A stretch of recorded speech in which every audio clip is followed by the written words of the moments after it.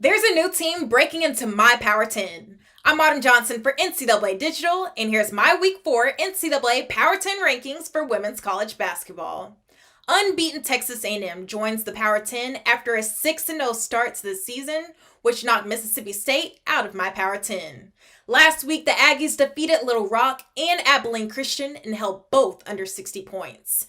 Texas A&M dealt Abilene Christian their first loss of the season this past Sunday, 77-59. 4 Aggies scored in double-digit figures.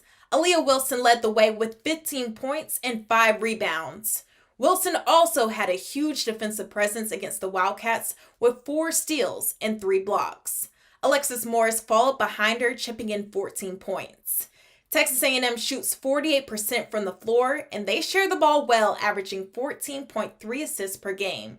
They out-rebound their opponents by 9.2 boards per game, mainly off the defensive glass.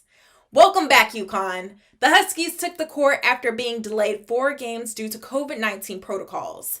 They solidified the number 2 ranking in my Power 10 behind number 1 Stanford.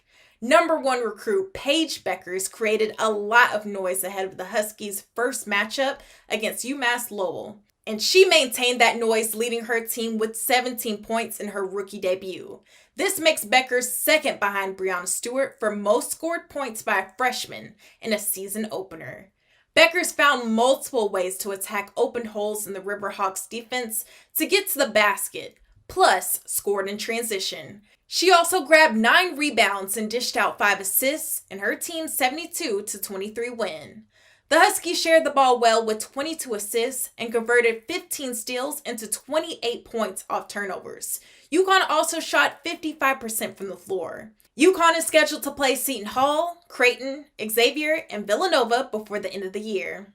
There's not much movement in the rest of my Power 10 after many games for these ranked teams were postponed.